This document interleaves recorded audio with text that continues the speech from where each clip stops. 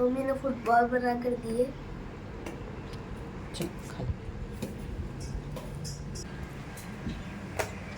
Good morning everyone. तो आज नाश्ते में बनाया आलू की सूखी सूखी सब्जी, और ये देखो पार्थू के लिए पूरी भी बना दी ले जाने के लिए, क्योंकि आटा पड़ा था ना, कल पूरी बनाई थी ना मैंने रात को, तो इसलिए। चलो भाई गाइस, आज मैं पार्थू को छोड़ के आऊँगी स्कूल, क्योंकि डैडा तो आज आए ही नहीं। हाँ पार्थू, पता है आपको छोड़ के आने के बाद मैं क्या करूँगी? बता दो, अगर बता दोगे तो मान ही जाऊँगी। यस एग्जैक्टली, चाय पी लूँगी। पार्थू को छोड़ के आती हूँ नीचे। कुछ लोग कॉफी पीते, कुछ लोग चाय पीते। मुझे कॉफ़ी नहीं अच्छी लगती। आप और डेडा कल कहाँ गए थे? हैं? वो बस वाली आंटी मुझे कॉल करके बोल रही थी पार्थू कहाँ है। मैंने कहा पार्थू तो नीचे ही है। हम लोग नीचे ही थे, तो फिर वो लोग नहीं आए थे। वो लोग नहीं आए थे, पहले कॉल कर रहे थे। हाँ। बताओ, ये कोई बात होती है भल्ला? देखो सुबह सुबह कितनी शांति है गाइस, और इस वाले रोड पे वैसे शांति ही रहती है ना पार्थू? यस।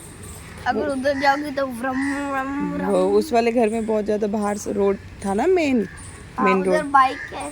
बहुत तेज आती। पार्थू छोटे में डर जाता था ना। और ये पता है आपको क्या है पार्थू? देखो, ये भी प्लांट्स होते हैं एक तरह के, लेकिन ये प्लांट्स उग नहीं पाते, ये बरसात के बाद उगते हैं। देखो, इसको पता नहीं क्या कहते हैं गाइस, इसको क्या कहते हैं मुझे नहीं पता, लेकिन अगर आपको पता है तो कमेंट्स में बोलो। आपको गाइस मुझे नहीं पता इसको क्या बोलते हैं।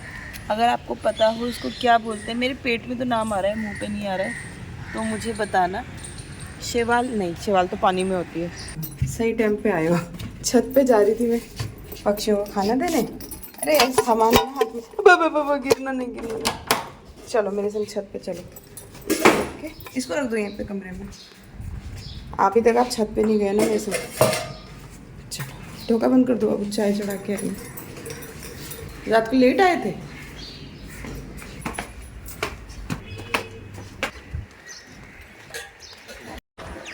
ये देखो, छब आ गई, इन सबको पता है खाना मिलेगा। हाँ, वहाँ पे तो एक दो देती थी, तो मुझे ऐसा लगता था, टेंशन तो हो रही थी कि वाह देखो, यहाँ देखो गाइस, सब बोल रहे थे कौवों का क्या होगा। अरे इतने सारे दे दिए भगवान जी ने। मम्मी तो खुश हो जाएगी, तो रोज में हाँ 2 किलो लेके डालेंगे। कटोरी ले लो बाबू। बाबू फैलाओ मत, उनको खाने में दिक्कत होती है ना चोंच से। तो गाइस हमने फैला दिया। अब देखो, आप हो ना बाबू, इसलिए नहीं आ रहे, मैं तभी बोल रही, वरना ये देखो बाबू, मेरे से नहीं डरते ये, आपसे डर रहे थे। खाओ खाओ खाओ खाओ खाओ मेरा बच्चा। मेरे को तो पहचानते हैं ना गाइस, इतने ज़्यादा है ना कि खाना बहुत कम है इन लोगों के लिए। मैं अनूप से कह रही थी कि थोड़े ना सस्ते वाले चावल लाना, मैं रोज़ येलो राइस बना के इनके लिए रख दिया करूँगी। वो देखो दादा है, वो काला वाला दिख रहा है बाबू आपको, अलग से दिख रहा है क्यों हुआ? वो दादा है, दादा इन लोग का सरदार है वो। ये गाइस, तो अनूप भी आ गए हैं, और मैंने तो अपनी चाय चढ़ा के जा ही रही थी, जैसा आपने देखा, तो अनूप आ गए थे। फिर आज अनूप को पहली बार अनूप छत पे गए हैं, एंड पार्थू को छोड़ के आई थी, उसके बाद बस ऐसे लेटी हुई थी थोड़ा सा। फिर मैंने सोचा चलो देख के आती हूँ, तो वो बहुत टाइम से यहाँ पर क्या कर रहे थे, खाना मांग रहे थे। तो ये गाइस, अनूप के लिए भी बना दी गरम गरम पूरी। ये रही आलू की सब्जी जो सुबह पार्थू के लिए बनाई थी, और ये चने की सब्जी, क्योंकि रात को ये लोग आए नहीं थे तो काफ़ी खाना बच गया गाइस। तो बस अनूप को फटाफट से ब्रेकफास्ट दे देती हूँ, क्योंकि अनूप को जाना है, और बोले थे शायद दिन में भी हमारा खाना नहीं बनाना। तो अनूप तो ये खा के जाएंगे। मैं सोचूँ विराज के लिए ना नमकीन चावल बना देती हूँ, थोड़ा सा पैक कर देती हूँ, क्योंकि वो बाहर का खाता नहीं है, तो वो खा लेगा, और अनूप का तो ये पेट भर जाएगा। तो इन दोनों को भेज देती हूँ, फिर मैं आपसे मिलती हूँ। हे गाइस, तो मैं आपसे मिल रही हूँ, लगभग 1:30 या 2 बज रहे होंगे, मुझे टाइम का भी नहीं पता।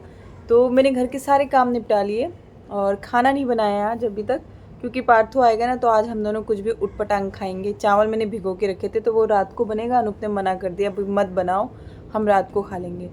और किसी ने तो मुझे याद दिलाया कि सीमा आजकल कौन सी बुक पढ़ रही हो, तो मेरे को भी लगा यार, हाँ मैंने तो कुछ बुक पढ़ी नहीं अभी तक बहुत दिन से। तो थैंक यू सो मच मुझे याद दिलाने के लिए कि मुझे भी बुक पढ़नी है। और मैं नहा के आई हूँ गाइज़। तो कल पार्थू के लिए बुक्स लेके आए थे ना, तो उन्हीं में से देखो एक बुक मैं भी पढ़ रही थी। इसमें ना इस तरह से कहानियाँ हैं, तो इतनी हार्ड इंग्लिश नहीं है, मैं पढ़ सकती हूँ, आराम से समझ सकती हूँ, और आपको हिंदी में सुना सकती हूँ। तो अभी एक स्टोरी पढ़ी मैंने इसमें से, बहुत ही प्यारी, और हम सब ने आई थिंक तो बचपन में सुनी है। अगर किसी ने नहीं सुनी है तो छोटी सी कहानी है, मैं सुनाती हूँ। तो इसमें जो था ना, कहानी था पेन ऑफ द मदर। इसमें ये कहानी था, आई एम श्योर आप लोगों ने सुनी होगी, बट ये कहानी उनके लिए जिन्होंने नहीं सुनी है। तो एक बार क्या होता है, दो लेडीज़ एक बच्चे को लेके एक पंडित जी के पास, संत के पास जाती हैं और उनसे कहती हैं कि ये बच्चा मेरा है। दूसरी कहती है नहीं, ये बच्चा मेरा है। और पूरा गांव जो होता है ना, उनके पीछे पीछे आता है। कोई भी डिसाइड नहीं कर पा रहा होता है कि बच्चा आखिर में है किसका। तो संत क्या करते हैं, एक लाइन खींचते हैं और उस बच्चे को वहाँ लिटा देते हैं और बोलते हैं दोनों ही लेडीज़ को कि एक माँ इस तरफ खड़े हो जाओ, एक माँ इस तरफ खड़े हो जाओ, और जो इस बच्चे को अपनी तरफ खींच लेगा वही इस बच्चे की असली माँ है। तो एक औरत बच्चे की टांग पकड़ती है और एक औरत बच्चे के हाथों को पकड़ के अपनी अपनी तरफ खींचना शुरू करते हैं। तो दोनों अपनी पूरी जान लगा रही होती हैं, क्योंकि जो अपनी तरफ खींच लेगा बच्चा तो उसी का होगा। तो वो दोनों ही जान लगा रही होती हैं। तो इतने में क्या होता है, खींचातानी में बच्चा रोने लगता है, उसको दर्द हो रहा होता है तो वो रोने लगता है। तो एक माँ छोड़ देती है उनमें से और दूसरी खींच लेती है। तो जिसने खींच लिया होता है वो बहुत खुश होती है और जिसने छोड़ दिया होता है वो थोड़ी सी नर्वस हो जाती है और मुँह छुपा के रोने लगती है। और गांव वालों को भी पता चल जाता है कि भाई बच्चा इसी का है जिसकी तरफ बच्चे को खींच लिया। तो इतने में संत आते हैं और उस औरत से कहते हैं कि लाओ ये बच्चा इस औरत को दे दो। तो वो कहती है कि क्यों, ये बच्चा तो मैंने खींचा, ये तो मैं जीती हूँ, तो ये बच्चा मेरा है। तो उन्होंने बोला कि नहीं, ये बच्चा उसका है, क्योंकि जब बच्चा रो रहा था, बच्चे को पेन हो रहा था, तो एक असली माँ है जो अपने बच्चे को तकलीफ़ में नहीं देख सकती। जो माँ होती है वो कभी अपने बच्चे को तकलीफ़ में नहीं देख सकती, चाहे उसकी हार हो जाए। तो वो हार गई और उसने अपने बच्चे को तुम्हारी तरफ छोड़ दिया कि उसको पेन ना हो। तो ये है इस बच्चे की असली माँ। और सभी लोग देखते ही रह गए। एंड फिर उसमें मोरल जो थीम जो भी था वो बता रखा है। तो ये कहानी है ना, बचपन में मम्मी ने सुनाई थी हमें, बहुत छोटे थे। तो इसमें लिखा हुआ है theme of the story, only the mother can understand the pain of her child. It is the mother who herself sleeps on wet bed and makes the child sleep on dry. How can she see her child in discomfort? Mother always makes extreme sacrifices for her child. तो सही बात है, सबको याद आ रहा होगा, हम अपने बच्चे को उठा के इधर करते थे, वो रात को सुसु करते थे और फिर उस पर सूखा कपड़ा बिछा के बच्चे को सुला देते थे और खुद गीली वाली साइड सोते थे। तो सही बात है। तो ये कहानी आप में से किस किस ने सुनी थी मुझे बताना, और मुझे बहुत अच्छी लगी। तो देखूँगी इसमें से और कोई कहानी मुझे अच्छी लगेगी ना तो मैं आप लोग को सुनाऊँगी। वैसे सब हमारी बचपन वाली कहानियाँ हैं, तो लेकिन मज़ा आ रहा है पढ़ने में। तो मैं बस उनको कहना चाहूँगी थैंक यू सो मच कि आपने मुझे याद दिलाया। बहुत दिन से बुक नहीं पढ़ी है और वहाँ पे मैंने कल अपने लिए भी बुक देखी थी पर मुझे समझ नहीं आई गाइस। तो कल हम जाने वाले हैं माथेरान गाइस। और माथेरान हम क्यों जा रहे हैं, क्योंकि हमारा बुलावा आया है। और ये बात है ना, जब हम उस वाले घर में रहते थे तब की है, मैंने शायद आप लोगों के संग शेयर नहीं करी थी कि एक मैंने ड्रीम देखा था। तो अचानक से क्या हुआ कि मैं उस टाइम पे बहुत बीमार हो रखी थी, आई थिंक फ़ीवर आ रखा था मुझे, मैं काफ़ी दिन से बीमार थी। तो क्या हुआ कि मैं सो रही थी, राधा कृष्ण की मूर्ति के बगल में ही ऐसे सो रखी थी और उनको देखते देखते शायद उनसे कुछ बात करते हुए सो गई थी, मुझे ये याद है। और हुआ क्या कि मुझे एक सपना आया, और जो भी मुझे सपना आया वो तो मैं आपको क्या ही बताऊँ, लेकिन मैंने सपने में माथेरान का वो शिवजी वाला मंदिर जो है एक ऊपर, आप लोगों ने अगर मेरे ब्लॉग में देखा होगा, याद होगा कि जहाँ अनूप को बैठ के कुछ महसूस सा हुआ था। विराज ने भी बोला कि हाँ कुछ तो है वहाँ पे, अजीब से एक एनर्जी सी फील हो रही है, बट मुझे कुछ भी फील नहीं हुआ था गाइज़, मैं सच बता रही हूँ, मुझे कुछ फील नहीं हुआ था।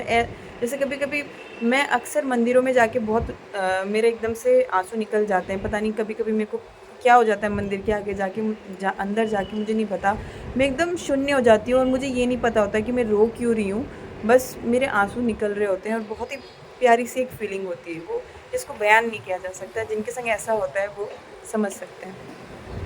तो मुझे वहाँ पे तो ऐसा कुछ भी फील नहीं हुआ था, मैंने नॉर्मली प्रणाम किया और मैं आ गई थी गाइस। एंड उसके बाद हुआ ये कि मुझे उस दिन मैं सो रखी थी ना, एक सपना आया और सपने में मुझे वो वाले मंदिर में बहुत सारी चीज़ें होती हुई दिखी, और मतलब मैं वो सपना नहीं बता रही आपको, हुआ कुछ। एंड फिर उसके बाद अनूप ने मुझे उठाया और अनूप ने मुझे बोला, मैं उठी ना तो मुझे बहुत अच्छा फील हो रहा था गाइज़। और उस दिन मुझे ऐसा लगा कि अचानक से जैसे मेरी तबीयत ठीक हो गई। बहुत ही अच्छा फील हो रहा था मुझे। तो अनूप ब्रेकफास्ट बना के लाए और मैंने ना अनूप से कहा कि बूढ़ो मैंने एक सपना देखा। तो अनूप है ना मेरे सामने बैठे हुए थे, तो बोले हाँ। तो मैंने उनको अपना सपना जैसे ही बताया तो अनूप ने एकदम सुन के एकदम चिल्लाने लगे और मेरे को ना डर लगा कि हाय राम, ये बोलेंगे कि ये तो मतलब ऐसी बातें करती रहती है, अंधविश्वासी है या कुछ भी। वो इस लहजे में चिल्लाए, उन्होंने ऐसे किया, बस बस हो गया बस हो गया। मैं भी डर गई गाइस, जैसे अभी आप डरे होंगे ना ऐसे मैं डर गई। तो मैं जैसे लगा जो मैंने अभी सोचा कि अनूप को गुस्सा आया। तो मैंने बोला कि अरे सॉरी। तो कह रहे नहीं बाबू, मैं तुम्हें बता नहीं सकता कि मैंने कल एक सपना देखा उस मंदिर का। एक दिन पहले उनको ये सपना आया और अनूप ने वो अपना जो सपना था ना विराज को बताया कि यार, विराज दिल्ली में थे उस टाइम, कि विराज मैंने ना ऐसे ऐसे सपना देखा और मैडम तो मेरे संग जाएगी नहीं क्योंकि वो फिर चिल्लाएगी कि मैं नहीं जा रही हूँ, तुम अब सपने के लिए मेरे को वहाँ लेके जाओगे, मैं तो नहीं जाऊँगी इतनी दूर, बोल के वो नहीं जाएगी, तो जब तू आएगा ना तो तब चलेंगे। तो कह रहे और देखो आज मैं अभी भी कह रहे मैं उस कमरे में जब तुम सो रही थी, मैं उस कमरे में बैठ के ना उसी सपने के बारे में सोच रहा था कि यार सीमा चल लेती तो अच्छा था और तुम यहाँ पे वो सपना देख रही थी। और देखो कि ये बहुत बड़ा कोइंसिडेंस है, ये बाबा बुला रहे हैं हमें सीमा। तो बोले बाबा बुला रहे हैं हमें, उन्होंने ऐसे कहा। मेरे भी रोंगटे खड़े हो गए गाइस। एंड उस दिन हमने डिसाइड किया कि जो अब सावन आएगा, यानी कि अब जो सावन चल रहा है उसमें हम लोग ज़रूर जाएंगे माथेरान। फिर आप सबको पता है कि सावन के दौरान हमारी शिफ्टिंग हुई, सब कुछ हुआ, घर से सब लोग आए एंड सब लोग हम लोग गए, तो वो रह गया था। तो मैंने अभी अनूप को मैं बीच बीच में रिमाइंडर दे रही थी, मैंने बूढ़ो आपको जाना था, हमें जाना था। तो हाँ हो रहा था ऐसे। एंड हम फिर ना बस ये था कि अनूप ने बोला हाँ जाएंगे, पार्थू की छुट्टी पूरी। एंड फिर विराज जब दिल्ली जाने वाले ना तो अचानक से विराज ने कहा कि सर वहाँ पे होके आते हैं, सावन चल रहे हैं अभी, फिर सावन भी चले जाएंगे और मैं भी चला जाऊँगा, तो आप लोग शायद अकेले कैसे जाओगे, तो हम सब लोग, पार्थू की छुट्टी भी है सैटरडे संडे, तो हम सब लोग चलते हैं और बाबा के दर्शन करके आते हैं। तो भोले बाबा ने अनूप और मुझको दोनों को सपना दे के वहाँ पे बुलाया गाइस। एंड देखो सपने ऐसे होते हैं गाइस, अगर आप मानो तो वो बहुत सारी चीज़ें आपको बताते हैं, नहीं मानो तो पूरे दिन की दिनचर्या होती है जो आप इमेजिन करते हैं। हर एक चीज़ मानने पे ही निर्भर होती है। अगर आप मानते हैं तो ज्योतिष भी है, अगर आप नहीं मानते तो वो ज्योतिष आपके ऊपर काम भी नहीं करता। तो बस सिंपल सी बात ये है कि हम बहुत ज़्यादा मानते हैं भगवान को, आप सबको पता है, इतने साल हो गए अब तो आप लोगों को हमारे संग, आप सबको ये तो पता है कि हम लोग बहुत ज़्यादा ईश्वर पे विश्वास रखते हैं। एंड मुझे ऐसा लगता है कि हमारे दिन भर की हर एक प्रक्रिया, हम जो भी कर रहे हैं, जो भी हमारे संग हो रहा है, वो सब वो करवा रहे हैं और उनसे हो रहा है, तो बस उनकी आज्ञा को कैसे टाल सकते हैं, है ना। तो बस कल हम जाएंगे माथेरान, तो सुबह ही जाना है, तो इसलिए गाइस हो सकता है ज़्यादा मुझसे अभी शूट नहीं हो, मैं कुछ थोड़े से 1-2 कपड़े डालूँगी क्योंकि शायद हम एक दिन रुकेंगे वहाँ पे। तो बस यही बताना था कि कल जाएंगे माथेरान एंड इसके बाद जो व्लॉग आएगी वो माथेरान की आएगी, तो जाऊँगी मैं कल बस। और अभी पार्थू आ जाएगा, फिर खाना वाने, वही बोरिंग वाला डे है। एंड किसी का तो अभी मैंने कमेंट पढ़ा रहे सीमा दी ये बताओ आपके घर छिपकली नहीं है क्या? अभी तो नहीं है भाई छिपकली, और वो कह रही थी कि मैं छिपकली भगा भगा के परेशान हो जाती हूँ। और अगर मैं ये कहूँ कि छिपकली लक्ष्मी का रूप होती है तो क्या करोगी? तो लक्ष्मी भगाओगी क्या घर से? अब से जब भी छिपकली दिखे ना तो उसको मन से प्रणाम करना है, ऐसे सबके सामने ऐसे करने की ज़रूरत नहीं। अगर कर सको तो बहुत अच्छी बात है, वरना मन से प्रणाम करना और बोलना माँ आपका स्वागत है मेरे घर पे, बस। फिर वो अपने आप चले जाएगी। पूछो क्यों? क्योंकि फिर तुम्हें लालच आएगा, ये तो पैसा है, पैसा आ पैसा, और जब हम पैसा आ करते तो पैसा चले जाता है। तो इसलिए यार वो भी एक जानवर है, भगवान ने बनाया है, जैसे कुत्ते होते हैं, गाय होते हैं, हम उनको प्यार करते हैं, सेवा करते हैं ना, तो कोई बुरी बात नहीं। मेरी माँ ने हमेशा मुझे छिपकली से प्यार करना सिखा दिया। पहले मैं डरती थी छिपकली से, लेकिन मम्मी हमेशा कहती थी लक्ष्मी होती है छिपकली, दिवाली में दिखती है तो बहुत शुभ होती है, और घर में अगर छिपकली ज़मीन में चलती हुई दिख जाती है ना तो बहुत शुभ माना जाता है। इसका मतलब होता है आपके जीवन में कुछ बहुत अच्छा घटित होने वाला है, कुछ तो अच्छा होगा। तो लक्ष्मी तो बहुत, इवन पहले हम डरते थे छिपकली हमारे ऊपर गिर जाएगी तो ऐसा हो जाएगा वैसा हो जाएगा बोलते थे ना, लेकिन छिपकली गिरना बॉडी पे बहुत अच्छा माना जाता है। कहीं अब गूगल करोगे तो वो लोग, आधे लोग कुछ बोलेंगे आधे कुछ बोलेंगे, लेकिन छिपकली शुभ होती है ऐसा मानते हैं। और मेरे लिए छिपकली भगवान की बनाई, जैसे हमें बनाया, हम ही छिपकली हैं किसी के लिए, तो वैसी छिपकली है, छिपकली के लिए हम छिपकली है, हमारे लिए छिपकली है। तो इतनी टेंशन लेने की ज़रूरत नहीं। मेरे घर में अभी तक मुझे छिपकली नहीं दिखी है, और दिखेगी भी तो मैं छिपकली से डरती नहीं हूँ, हाँ पार्थू डरता है। तो ऐसी कोई बात नहीं है। अभी ये वाइट वॉश वगैरह हुआ था ना, नया है घर का, थोड़ा सा साफ़ सुथरा होता है ना, तो छिपकली मकड़ी वगैरह, आज तो मकड़ी के जाले वाले साफ़ किए हैं मैंने, तो नहीं है अभी, तो छिपकली नहीं है, लेकिन पक्का पक्का आएगी और मैं दिखाऊंगी। तो चलो गाइस, इस ब्लॉग को यहीं एंड कर देते हैं, मिलेंगे कल और एक नई दिनचर्या के साथ। तब तक लव यू ऑल, अपना ख्याल रखिए, खुश रहिए, स्वस्थ रहिए। भगवान करे आप सब स्वस्थ रहें, खुश रहें, और आपके जीवन में जो भी तकलीफ़ है, जिस भी चीज़ की परेशानी है, ईश्वर उसको हमेशा हमेशा के लिए दूर करके अपना आशीर्वाद आप सब पे बनाए रखें, ऐसी मैं कामना करती हूँ। ऐसा बोलना चाहिए मुझे, रहें तो एक आशंका है, रहेंगे कि नहीं रहेंगे, रहें ऐसे आप लोग, मैं ऐसी कामना करती हूँ। Love you all. वीडियो अच्छी लगी तो लाइक कर देना, सब्सक्राइब कर लेना, चैनल पर न्यू है तो। मिलते हैं कल माथेरान में भोले बाबा के दर्शन के साथ। बाय गाइस, देखो कौन आया है।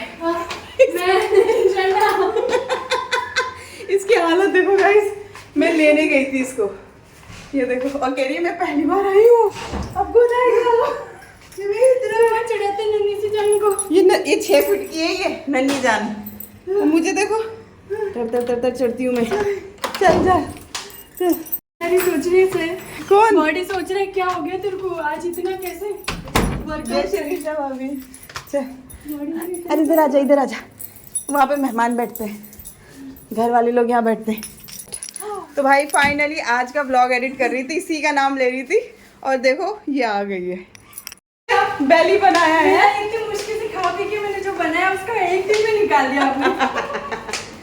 मैं इसको कह रही, देख रही मेरे कितने चक्कर लगते हैं, 3-4, और ये कह रही है ना इतनी मुश्किल से मैंने बनाया है।